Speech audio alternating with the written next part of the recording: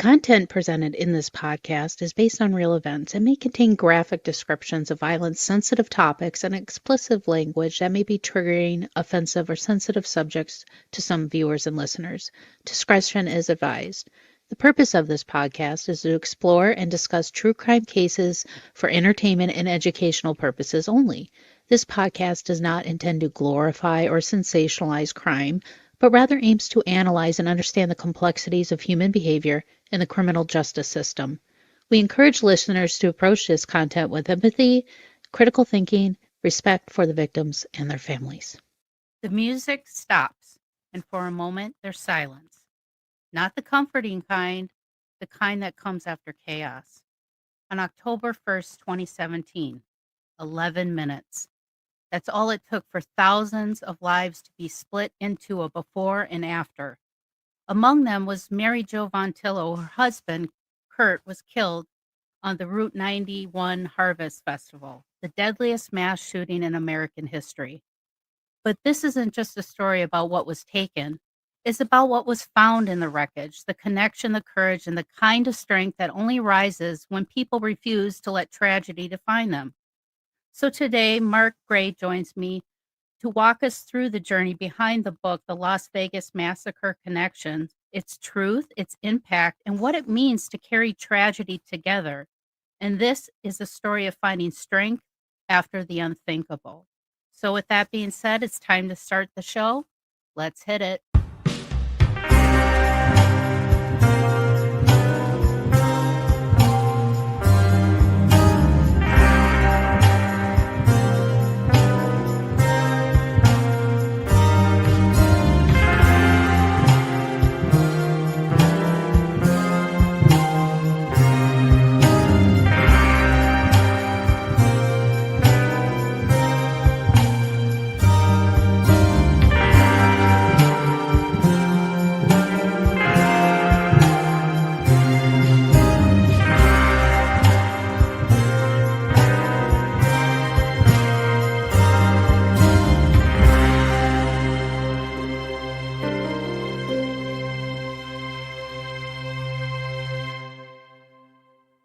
Hi, welcome to another episode of Mysteries, Mayhem, and Merlot. I am your host, Winnie Schrader.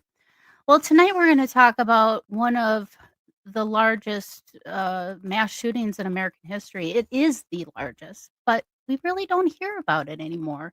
Normally you hear about anniversaries of school shootings and remembering the victims and things like that, but you don't really hear about the Route 91 Harvest Festival in Las Vegas.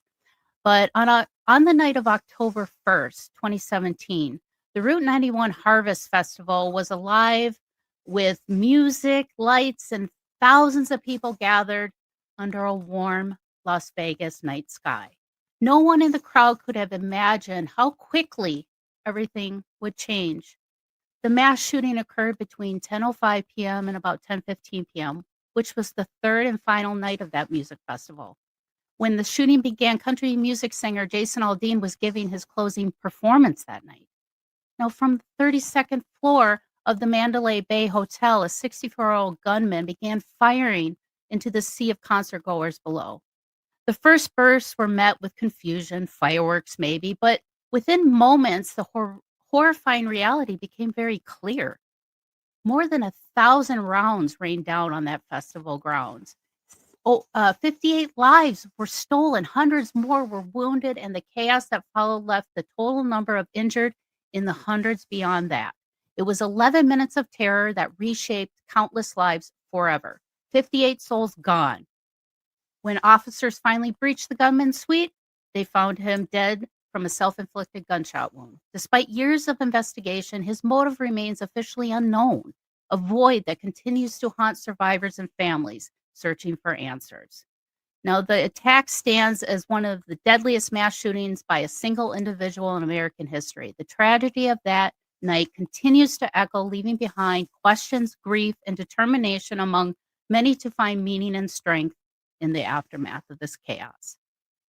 And that is the very reason why I asked Mark Gray to talk about his book, The Las Vegas Massacre Connections, Finding Strength Through Tragedies After America's Deadliest Mass Shooting. and discuss these stories, in which a survivor, Mary Jo von Tillow, is a contributing writer to his book. Mary lost her husband during the horrific event, but she turned this tragedy into hope for the other survivors who were scarred by this unforeseen devious act. So I'd love to welcome Mark to the show. Welcome to the show, Mark. Thank you for having me, Winnie. Yeah, so you are obviously a great investigative journalist. I mean, you work for People magazine and Rolling Stone. You moved out to Vegas in 2005, and you started working for People in 2006. Were you still did you stay in Vegas when you started working for People? Yeah, so I still live in Vegas. I've been there since 2005. And at the time, People magazine did not have a Vegas correspondent or reporter of any kind. They would fly people out from Los Angeles. And Okay. we realized I was doing PR, public relations at that point, for a bunch of nightclubs on the Strip and shows on the Strip. And so I was sending them a bunch of, celebrity oriented sightings and things like that, pitching them, hoping for placement in the magazines, websites, and so on and so forth. And that's how they discovered me. And they finally said, why don't we hire you to cover the city instead of just your clients? So that happened in 2006. And I had been with them in some capacity or another since then. And then 2014, I also got on board a Rolling Stone, and I've been contributing to them since that day also. Yeah, with you being in Vegas, you got to cover the whole O.J. Simpson, what was it, like, robbery? I don't know. Is that what they called it? Like, Yeah. robbery with assault weapon or something like that? He's trying to steal his own smoke bag. Yeah, the Palace Station Hotel. Yeah. God, O.J., man, he could never stay out of. I mean, he's always in trouble. Always in trouble. God. It's But, amazing how many times, after he got out of prison, he still lived in Vegas, and how many. I assumed I would see him out and about in the city quite a bit, and I never did. And I only know a few people who actually saw him, but it seemed that he went to the same places over and over and over again. My friend and myself did not go to those places. stay away from OJ. But okay, so now were you kind of was it a job for you for People to cover this festival? I mean, were you at the festival, or I mean, how were you involved when it came to the 91 Root Harvest Festival there in Vegas?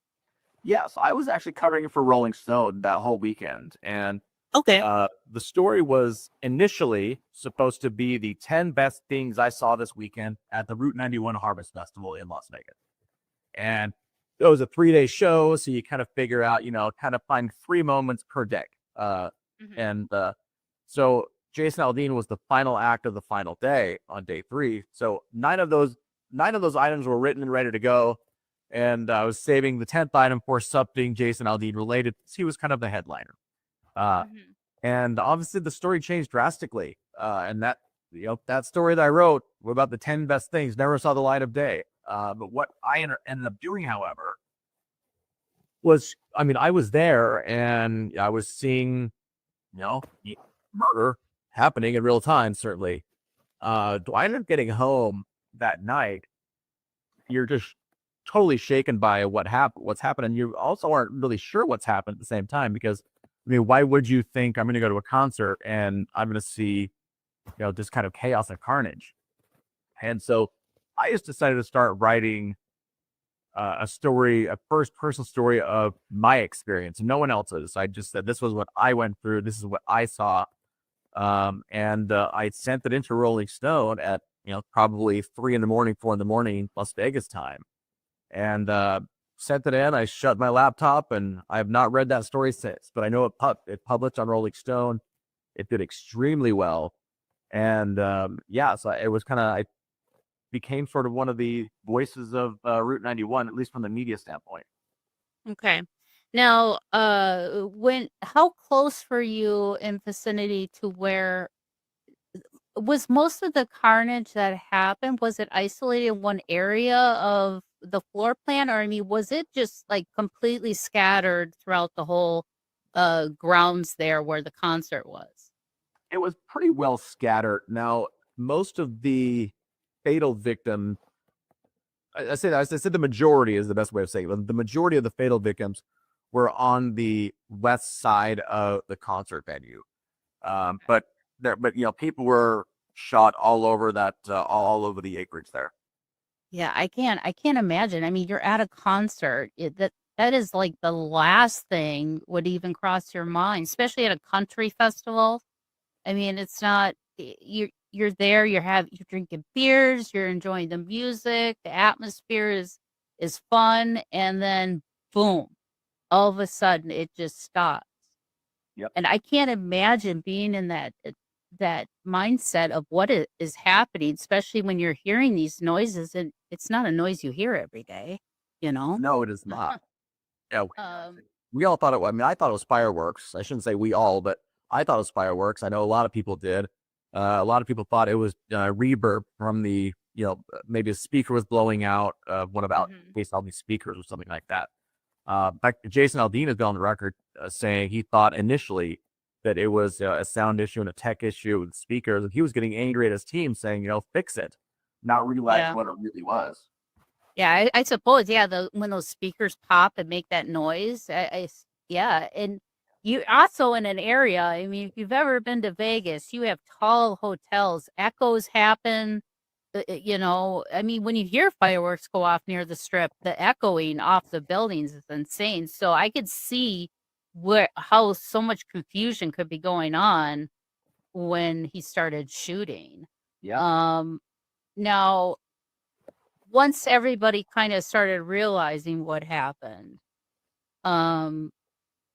was it pure chaos, or did you feel that there were people that were actually like going into robot mode, like helping people get over here? I mean, how was the atmosphere once people started realizing what was happening?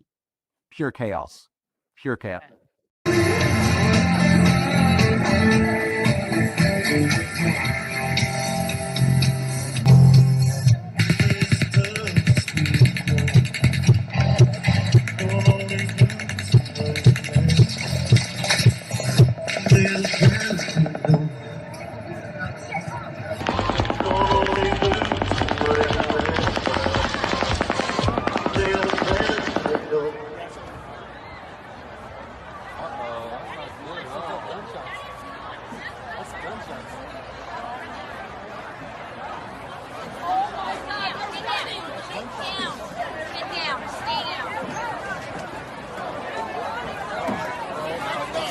Nobody knows what's going on.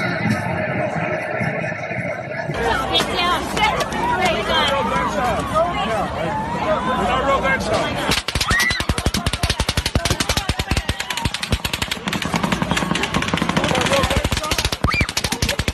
What is that? They're not real gunshots. What is it? Let me just down. We're gonna get trampled if we don't go. Let's get trampled if we don't go. Let's go.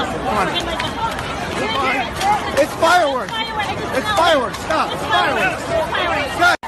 It's on the outside, I promise.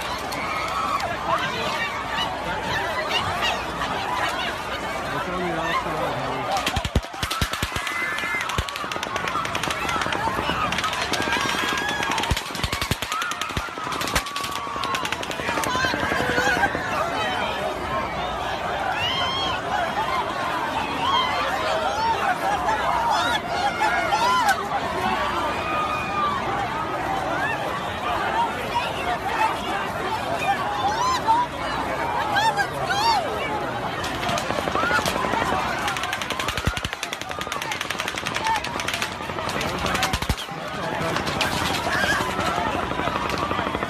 We can't go yet. So we can't go yet. Austin! Let's look at all the bodies. I know what's going on down there. That's a concert. I know. There's people laying in the front there that aren't I know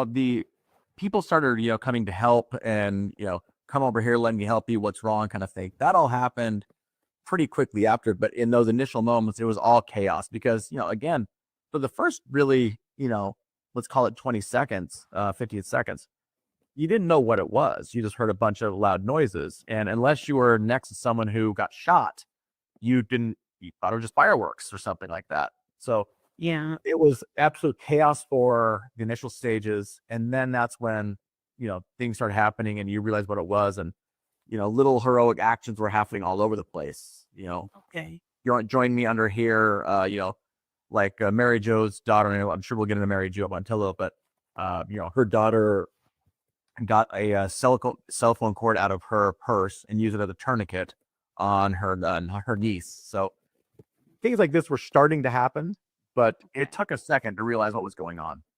Wow. I know. I can't even imagine being in I that would just be terrifying. Just that terror. Just and you don't know what to do. You have no really coverage either. I mean, you feel like you're game out there in it's hunting season. You're sitting duck. Yeah, and now how quickly did law enforcement how quickly did they find where the gunman was located versus once they arrived on scene? Yeah, so they found out fairly quickly because he was in the 32nd floor of the Mandalay Bay Hotel, right on the corner suite, and there was a security officer, or maintenance worker. I can't remember which one he was, but he was actually on that level, and he heard the first shots, and he recognized pretty quickly what it was. And part of it is because the gunman started shooting down the hallway at him too. So he took cover and radioed it in, so they knew pretty quickly where this guy was. But he barricaded the door, and it still takes cops, a while to get there and get on the elevator and go up 32 floors. Yeah. I can't imagine how long that elevator ride took. You got an active shooter upstairs and you're in the elevator, like, and you're hearing the music going. It's like, but I'm glad that they got to him quickly, because I can't. I mean, he must have known, because he did inflict himself with a fatal wound with his weapon and took himself out. But there was nothing. He didn't have a manifest. Is that correct? He didn't have anything written down, or was there? I've heard rumors, or there was something that he had, but it wasn't clear. The only thing that I'm aware of that he had written down was he had, it was sort of a trajectory for bullets, because there was the concert venue was on a parking lot, or it's now a parking lot. It was a dirt lot then, but there's a parking lot right across the street from Mandalay Bay. So Mandalay Bay is on the west side of the strip of the actual road itself, Las Vegas Boulevard. The concert venue is on the east side, and then just after that is a dirt lot, and the airport, Las Vegas Airport's right over there too. Now, in between all that are these 2 or 3 giant tanks of jet fuel, and he was shooting at those too, trying to get them to blow up in theory. And there were writings that the police found in his room of the trajectory of bullets of what he thought it would take to reach those tanks. So that was, to my knowledge, all I know that he had physically written down in the room. Wow, I had no idea about that. That would have caused some bad damage too. Yeah. I've been to Mandalay Bay. It's a beautiful, beautiful hotel and resort. The whole strip it's fun to go to Vegas. The holidays aren't all joy and jingles. Behind the festive lights lies a shadowy history, and Jeff Belanger's Surviving Krampus and Other Yuletide Monsters, The Fright Before Christmas, is here to unwrap the history for you. This isn't your typical Christmas story. It's a fun, fascinating, and sometimes frightening deep dive into the forgotten folklore of the season. A world where Krampus isn't just a pop culture icon, but a devilish enforcer, ready to snatch naughty children. Where trolls, witches, and the Yule Cat stalk the snowy landscapes, and St. Nicholas's heavy-handed helpers bring more punishment than presents.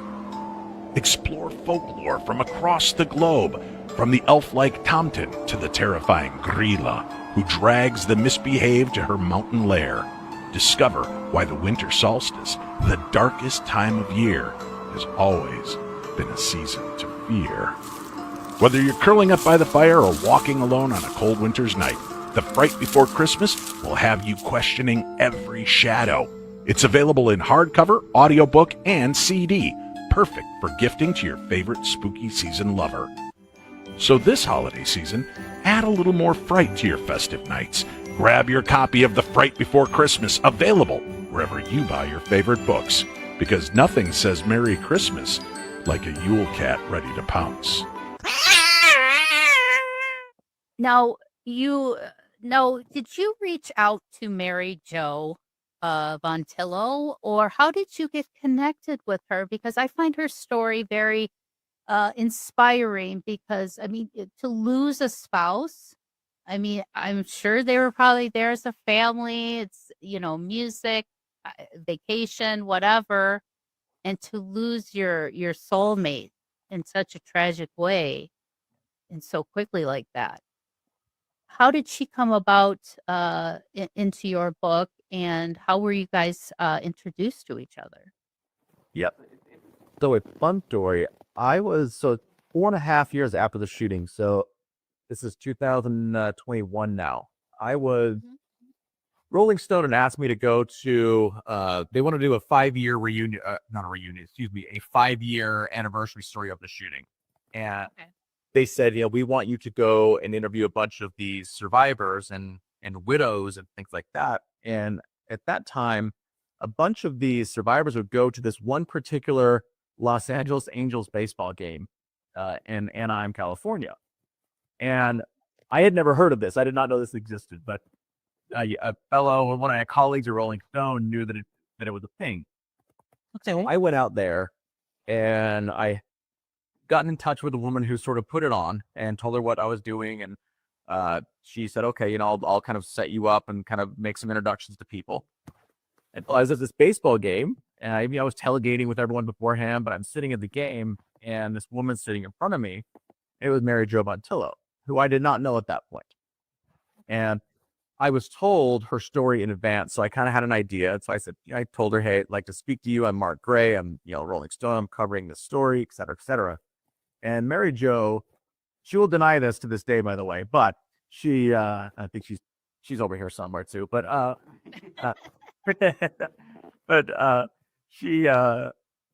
kept, she would have no part of speaking to me. I'm good. I have no interest in talking about that. You seem like a nice man, but no. And thankfully, baseball is a very long game. And so I had 9 innings to break her down. And so she finally, after the game was over, there was kind of a concert that was going on in the baseball field. And so we had to line up to get down there. And it just so happens, and this part was not planned, I was right behind her in line. And so she said, all right, let's talk. So I got a very brief interview with her for a couple of minutes for the story for Rolling Stone. A year later, and that story came out and did really well. A year later, my phone rings, and because she saw me at another baseball game with survivors. And she said, hey, I wanted to speak to you about, I have this idea for a book, and I want you to write it if you're interested. So that's how it came about. So at the time, she lived in Southern California. And so I flew from Vegas to Southern California, spent the entire day with her. And we just chatted about life and that night and her husband. And it just kind of became this thing. And I wasn't sure when I left that meeting at her home, do we have a book here? Is this a magazine article, or is this just a day I spent with a nice woman and nothing else? I didn't know what was going to come of it still. And so I just started kind of writing. I didn't really have a process. It was just, I just started writing on what she had told me. Of course, I knew a lot of background having been there that night. And then I started saying, can you put me in touch with other people who know you, who know Kurt, family members, friends, et cetera, et cetera. And then it just started developing from there into something bigger. And then all I did this book was, do we want to make it about just that night? And we both decided we didn't. We wanted to make it more inspiring, because just a book by the night, while it's fascinating, it can be a real downer also at the same time. Right. And Right. we wanted to find sort of, the silver lining of it all. And she would, and Mary Jo would speak about all these incredible people she met, not on that day, but because of that day. Yep. And they all had these inspiring stories, and they all had trauma in their own lives, whether it's a sexual assault or whether it was, a family member was murdered or something along these lines, or lost their home in a natural disaster, things like this. So, and all these people had turned their life around. And Mary Jo said, I'm going to be like one of those people, basically. I'm going to turn my life around. And I'm not going to move on, but I'm going to move forward. And these people kind of laid out a little bit of the path for her, or certainly helped her in her path to healing. And so I kind of like to call this book sort of the blueprint of, trauma. If you have trauma, you can open this book, read it, and say, look at what all these people went through and how they were able to, overcome it and make something good of this moment. Right. And that's right now, trauma bonding is starting to become a thing. And it's like when you trauma bond with somebody, it's almost like you just found a new family member.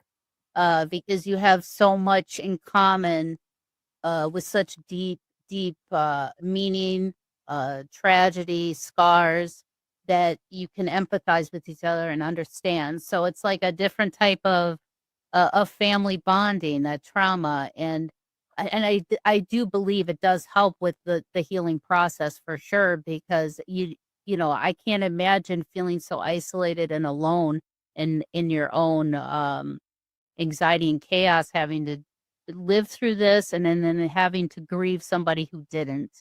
It's like you almost grieve yourself as well, the old you versus now you have a new you.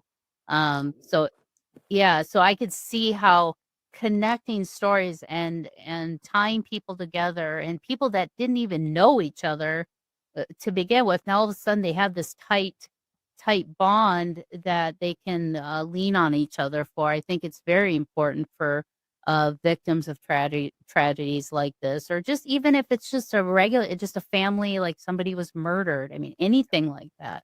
It's very important to make sure that the victims are feel like they're understood, Sure. And you nailed it, because I mean, what happens with a lot of these tragedies, Vegas is no different than some of these others, where you focus so much on the number of dead. In this case, 58. In Parkland, you focus on the dead, you focus on Columbine, all these others, things like that. But the victims are often forgotten. They're just a number. Oh, 58. But you forget these are real humans who had real families, and these families were affected. And so that was what the book was, and we wanted to make it very much for the victims. And I know there's not often in true crime where you can get true crime element and hope at the same time. Right. It's not a common thing, that's for sure. And whenever I talk about cases like this, I always want to make the victims known, because they're the reason why we're talking about this. It wasn't the psychotic guy with the gun, it was what he did with that gun.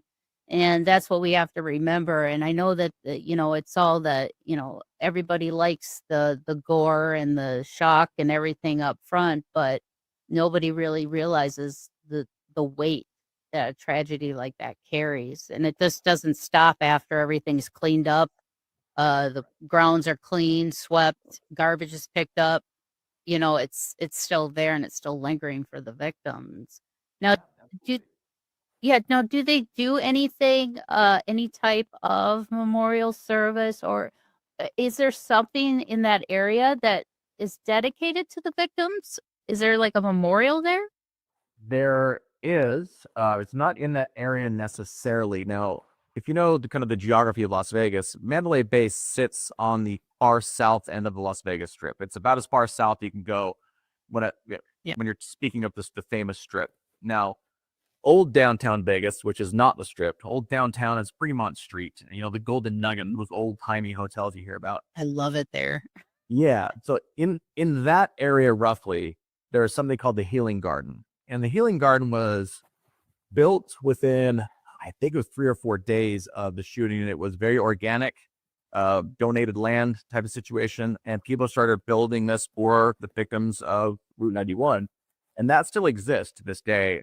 all the 58 families all have all the victims have their own space there. They have their own area, and the families get to decorate it however they want. And so Oh, it's just that's kind of it's a really sweet thing, and it's gets quite popular. Certainly around October 1st, the anniversary of the shooting. But there is currently something going on in Vegas where they're trying to build a permanent monument on the shooting site, and they're trying to raise money for it now, for the it's called the Forever Memorial, okay. something of that nature. But that is something they're hoping to do. A lot of victims are hoping to do. It just hasn't happened yet. But the people who own that land, it's a tribe, they have promised to donate 2 acres of that parking lot for this memorial should it happen. Okay. And hey, if there's anything we can do, my listeners can do, help raise money for it, because I think it's very important to not let something like that be forgotten, especially it being the largest Yeah. of by a single shooter, too. I mean, I don't. It seems like I feel like we're starting to become so jaded with this stuff because I spoke with you before we started the interview. It's like you don't really hear about this mass shooting much like you do the others. Yeah. And I'm not sure why. Because we all talk about Columbine, Parkland. I mean, we just had one here in Minneapolis at Assumption, Minneapolis Catholic School. It's like we talk about those, but this one, it's almost kind of like it's forgotten. And It really is. Yeah. it's kind of, And because when the book came up, I was like, what? I didn't forget, but it was kind of took me back like, wow, you don't really hear people talking about it. Made me think. yeah, I mean, I live in Las Vegas, so people talk about it a lot there, certainly. But Yeah. that's very hypercentric. But yeah, you're right. A lot of people don't. It's kind of forgotten to the sort of the masses. I remember actually I left town about 3 or 4 weeks after the shooting happened. I was in Northern California. I was in Napa, California, actually, and I was there with my girlfriend, now wife. But we were in an Uber, and the Uber driver said something to the extent of, why are you here or whatever. We kind of told them we were here, and et cetera, et cetera. We brought up the shooting, and the topic came up pretty organically. But brought the shooting, and we said, oh, we were there, and he said, oh, I totally forgot about that, and that was 3 or 4 weeks after it happened. Right. I Okay, mean, Brandon, at that point where so many people out there, unfortunately, kind of just moved on. yeah, because I remember watching the news coverage, and I'm just like, oh my God, this is horrific. And it just kind of fizzled away. I mean, I don't know, you gotta love the 24-hour news cycle, but normally that thing runs for like 2 weeks when something like that happens, and it's ingrained in your head. But and I love. And Tom Petty died that next day, so that also, that was also big news. People forget Well, about. first he said he died, but then they had to retract it. Then he died. I remember that too because I was like, Tom Petty, and then they said, oh no, it was a false one. And then he really died the next. So I remember that as well. But like with people like Mary Jo, is she? I mean, is this something that is she's trying to grow something out of this? Like, are we hoping to even have some type of a victim and trauma bonding type of network where people can connect, with other people? It may not even be the same event, but just to kind of have an outlet, almost like a Facebook without it being Facebook. But it's a place where people can connect because what she is doing is very important, and it's probably the best therapy you can outside of a doctor's office is to connect with those who know what you're going through. Does she have any plans to further anything when it comes to connecting the survivors of this and the grief that comes with it? Her biggest thing right now is she really wants the memorial to be built because, and for the same reason that she wanted to do this book was she doesn't want Kurt to be forgotten. And that's really what it comes down to. Now, she's met so many people along the way who have dealt with other traumas or even similar traumas. I mean, she's among the Route 91 community. She's very well known, very well respected. But she says she's met so many different people. She's spoken at victims conferences over the years and things like that, and she is more than happy to speak to people and help them out, which is how a lot of the people from this book came about. Was she met them through a mutual friend, and this person's going through this, and so she said, "So here's my phone number. Reach out if you need anything," because in her mind, I've been through some of this. I can help you, kind of lead. I not show you the way, but I can lead you to certain paths and help you avoid some of these pitfalls. So Right. I don't know if she really has a foundation per se of what she's planning to do, but she is very much an open book when it comes to helping people overcome trauma and tragedy, just like she has. And she did the whole thing. She sat in bed and couldn't speak for days and didn't want to get out of bed. And she thought, in real time, she talked about in the book that she thought, go ahead and kill me now too. I'm good. Take me, no problem. You already got my husband. So she went through every facet of trauma you can imagine. And she finally realized, life is worth living. Kurt would not want me to sit around and sulk all day long. And so I'm going to get up, move forward, and start, living my life a little bit. And she did it different than a lot of people. I mean, a lot of people sought out therapy immediately, and she went to therapy also, but she started traveling a lot. She'd left town and she was almost never home. She was invited to different things. She was invited to the Kentucky Derby. So she went. She invited to the ACM Awards in Nashville. She went. She spoke at a victims conference in Florida. She went. So she was just all over the place. That was her coping, was kind of almost getting away from it for a while, at least. Yeah. And, sometimes that's just how people have to deal with it. But for her to have the insight to turn it around and to help others, because she knows what it's like to go through it. It's not fun, and it's, I call those people angels. Yeah. And there's no right or wrong way to overcome your trauma. I mean, everyone's different. Everyone's an individual. And so you do it the way you think you should do it for yourself. And that's what she did. And, her daughter was there that night. Jessica's her daughter's name. And, Jessica didn't go about healing that same way as her mom. Now, she didn't judge her mom for it, but she just did it a different way. And so, and obviously I didn't lose anyone like a father, when I was there, obviously that night. But, I lost my innocence. We all did. All 22,000 of us lost their innocence that night. And and I went through it a different way than Mary Jo, which was different than Jessica, which was different than a bunch of my friends too. So there's no right or wrong way to overcome and move forward from trauma. Yeah, the only thing that y'all have similar is that there's a before and after, and that's about what you do in between. That's up to you. But it's good that at least the survivors and things like that, they have some type of guidance and something that they can lean on to, because I can't imagine having to deal with that type of trauma alone. And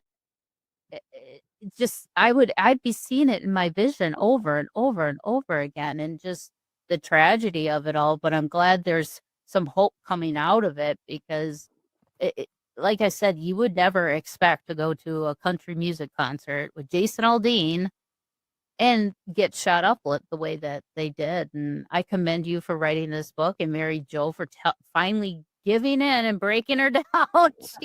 She finally told you her story. And now look what for her taking that chance to tell her story. Now it has a book where people can actually trauma bond with the book and realize that there is life after trauma and tragic events like this, that it's not an easy road for anybody, but there's still a road that you can move forward on. And I thank you so much for writing a book like this, Mark. Guys, if you read this book, rate and review the book. There is a link in today's description. Purchase it. And then once you read it, rate and review it. It helps these books get pushed out there more. And especially this type of story, who apparently this story has been forgotten about in a lot of people's minds. So this is something we need to really grasp on, especially right now, because I feel like there's like I wake up every morning like, what's the damage report?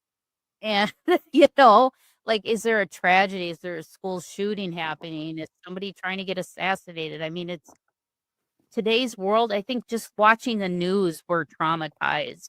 So, whether you've been through trauma or not, get this book, read it, and, it might give you a little insight of stuff that you may not even realize you've been dealing with. So, but thank you so much, Mark, for coming on and sharing this book and your insights. Now, do you have a website or anything that people can reach out to you? Yeah, so we have a book website. It's the title of the book is the Las Vegas Massacre Connections.com.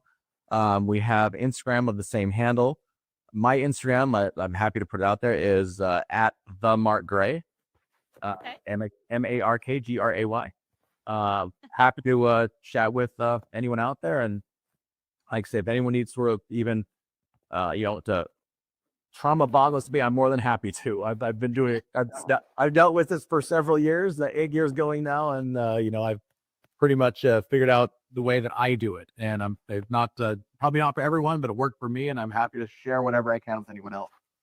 Right. It's kind of a special friendship that you get when you trauma bond with somebody. It's almost like you're a soul sibling to that person or something. I've trauma bond with a couple people that stuff I've gone through, and it's a good feeling to know that they're in your life. So like I said, I commend you guys for putting a book out like this so people can know that they can reach out if they feel like they need help. So thank you so much, Mark. Wow, how incredible to have such resilience to come out of a tragedy like that and it still move forward. It shows you the human condition and part of the human experience that we can overcome tragedy and trauma. It's not easy, but there is help out there. And that's why I really want people to pick up Mark's book, because knowing that you're not alone in your own trauma, chaos, anxiety, panic attacks, anything like that, there's always somebody out there that you can lean on. Hey, beautiful souls. Winnie Schrader here from Love and Lotus Tarot, your guide through the energy shifts, emotional waves, and the cosmic chaos we've all been feeling lately. I mean, let's be real for a second. The world feels loud right now, right? There's so much noise, so much tension, so much uncertainty. Between the news, social media, and just trying to keep up with life, it's easy to feel like you're stuck on this never-ending roller coaster that just won't slow down. But here's the thing. Even though we can't control the outside chaos, we can learn to navigate through it. And that's where I come in. I mean, lately, have you been feeling like everything is happening to you instead of for you? Are you finding it hard to stay grounded when everyone seems just as ungrounded as you are? Or maybe you've been questioning your direction, wondering if the path you are on still aligns with who you are becoming. If any of this hits home, this is for you. It's like we're all trying to move forward, but the universe keeps throwing us stupid curveballs. But here's your reminder, you are not powerless. So all you got to do is reach out and book a reading with me today so I can help you navigate through those troubled waters and gain back control of your life. You can book a reading today. Just visit me at lovelotustarot.com. Again, book a reading with me today at lovelotustarot.com. To switch gears a little bit, I have been doing some TV watching, and I was so excited. I could not wait for the series All Her Fault to come out, and I was not disappointed. Let me tell you, holy buckets.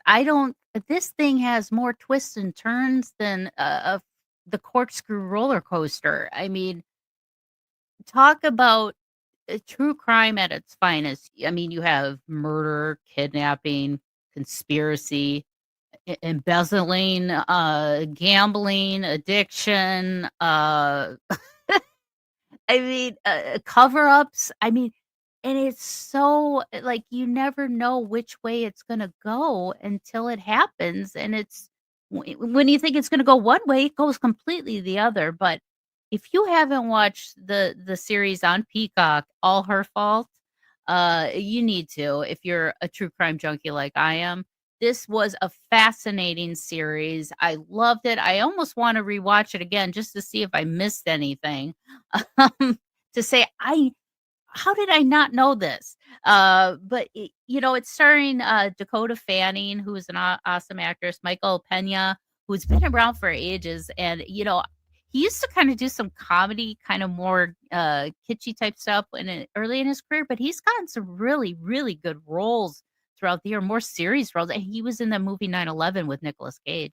But I love Michael Pena. He's in it. And then Jake Lacey, who plays the father, one of the main characters, and Sophia Lillis, who you know her from the movie It. And she played Beverly Marsh in the young Beverly Marsh in It.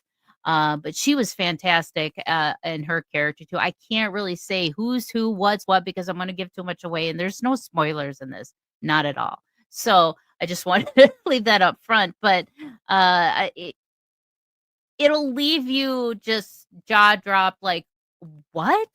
So if you haven't checked it out, please do. It's awesome. I love it. And last night I got to go to a special screening with my son to go see the new FNAF 2 movie. And I wasn't disappointed.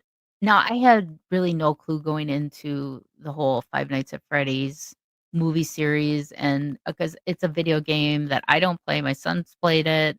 So I have no clue what I was getting involved in, but I had the idea, the concept of a video game where you have this old pizzeria with the animatronics, like we all grew up with Circus Circus, Chuck E. Cheese, and Showbiz Pizza. And they're haunted, and it's an abandoned place, and these haunted animatronics can kill you. So that's pretty much the gist of it. Well, they had to create a movie. So I asked my son, I said, well, how well does these movies go along with the storyline of the video game? And he said, well, it's more like the books, because there is a Five Nights at Freddy's series books that he has all of them and has read all of them. So I trust his input. But yeah, he says it follows more the storyline of the book. But I mean, you have the best cast again. I mean, you have Josh Hutcherson, who's playing one of the lead characters again, Piper Rubio, who plays Abby. She's cute. She's just cute as a button. I love her. Elizabeth Lale plays Vanessa, but you even have a couple new characters in there as well that they're fantastic. Where's all my 90s girls at? Because we have our, the duo heartthrobs of the 90s. You have Matthew Lillard and Skeet Ulrich. Yeah, he's in there as well. So they're back together. I was blown away. I loved it more than the first one. The first one was kind of more of a setup movie for me, but this one had better creep factors to it. It even had a little bit of humor in it, which I love that kind of break, especially when it's a very tense movie. It's nice to get those little giggles in there. But they did a great job. The cast was great. And like I said, they creeped it up with this one. This one had a lot of just icky moments. And of course, they brought the character Marionette in. That's a nope for me. I like puppets, like Muppet puppets, but I'm no to the marionette thing. I'd be kicking those things like it was a 55-yard field goal. No, I don't like those creepy little things. Overall, the movie was really good, and it really, really entices you to really anticipate for the next movie to come out, FNAF 3. Now, one thing you do have to do is make sure you stay through all of the credits. There is a mid-credit scene, but there's something at the very, very end that you don't want to miss as well. So make sure you go check out FNAF 2. It's in theaters right now. Came out December 5th. Hey, have fun. It's a holiday season. Go see a horror movie. I mean, why not? But yeah, I thought overall it was a good, fun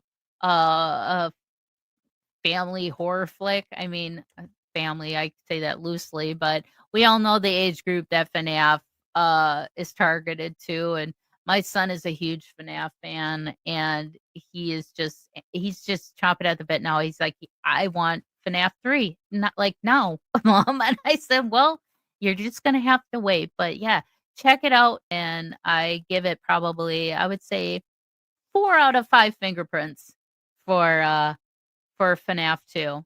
And then another one I started watching that is The Devil in Disguise on Peacock. Gacy. What can we say about Gacy that hasn't already been said? Um, the guy who plays Gacy in that series is spot on. He really captures the narcissism and the sociopathic behaviors of Gacy down to a T. The way he would explain why he would murder or what he would do to those boys was like just matter of fact, like he was making a ham sandwich. Um, and that he really portrayed that well because that's how Gacy was. He's just like, why does it, he had this, why does it matter? Who cares? You know, attitude. I find him so evil, but it's actually a really good series and it really showcases uh the desperation and the determination of the police department there in Des Plaines, Illinois, and how they really targeted Gacy and kept on him and kept on him. And I mean, how many? If they pulled like 33 people out of the under the house, uh, that it's just so maddening to know that he got away with it for so long. That's what's scary about it all. And but if you're, it is a dark series. Yeah, I can only watch it in bits and pieces, because it's just it's just kind of dark, but it really grasps the mindset of Gacy and how he perceived his proclivities that he liked to do with other men, and how it just seemed like it was nothing.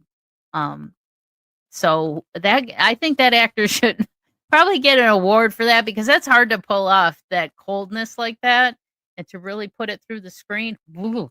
But yeah, if you're into the Gacy thing, it is a really good a story and it gives a good insight and stuff of actually what the police were going through because we really don't hear what the police were going through at that time. Can you imagine being a police officer and pulling body part after body part after body part out of that crawl space of his house?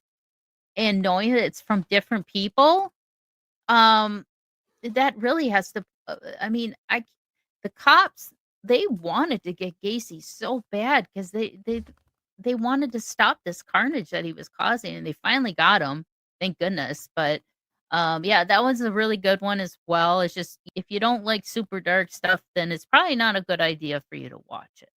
Maybe just watch a documentary on Gacy. Hey, and if you have any recommended documentaries or movies, dramas, like TV series, I do love those ones. Although the one that they keep redoing over and over again is the Murdoch family one. We've had enough of them. That family is so effed up. And I can't even put into words how that family has just shot itself in the foot so many times. The Murdoch, if you don't know anything about the Murdoch, I don't even know. It's spelled away, but he says it 3 different ways. His own name, he can't even say his own name right. So nobody really knows how to pronounce the damn thing. But anyway, they keep pumping out these drama series. They had one with Bill Pullman, who actually did a really good job. That one was a really good series. I love it. But now they just came out with one, I think on Hulu or something, another same series. But it's like, yeah, that one's kind of getting a little overdone here. But yeah, I've been trying to just kind of delve into some documentaries and things like that, just to kind of see what I can come up with for great episode content for you guys. So if you guys have any recommendations, feel free to email them to me at mysteriesmayhemmerlow@gmail.com. Or you can hit my link tree. You can find me on social media there. My Love and Lotus Tarot is there. Everything that is all things Winnie is at my link tree. So that's probably the best way to get in touch with me quicker. But yeah, I'm always trying to find some good content and ones that aren't as known as well, because there's a lot of cases that have come across my table that I'm like, I have never even heard of this. One just came across my table today, so I'm going to start looking in it. I'm going to give you guys the best episode ever on it. So like I said, if you have any recommendations, shoot them my way. But thank you guys so much for another awesome episode. And like I said, check out all the links in today's description. Make sure you, when you buy his book, make sure you rate and review it. You can visit me at mysteriesmayhemmerlot.net. That is my website. You can check out books, interviews as well, along with merch. And make sure you hit the link for the Route 91 Harvest Festival Memorial. If it's just $2, if it's $5, it doesn't matter.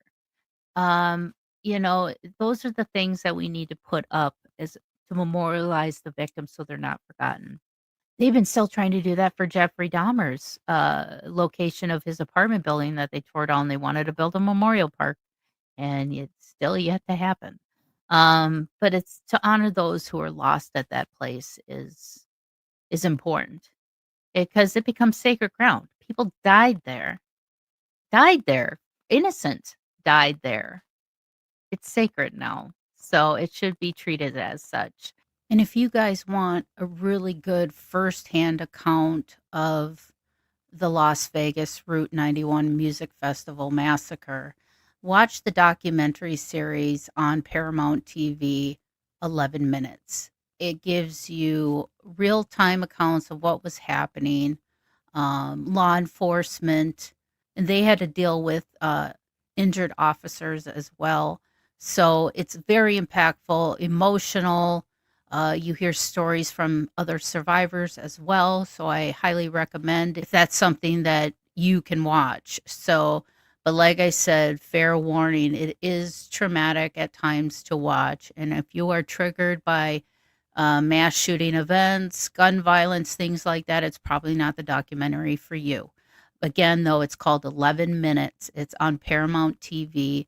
Watch it, soak it in, and really think about those victims and how important it is to memorialize them so we don't let this happen again. So thank you guys so much, and I hope to see you all next week.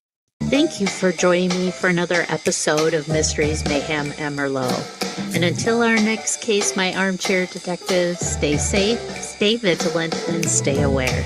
I'll see you right here next week on Mysteries, Mayhem, and Merlot.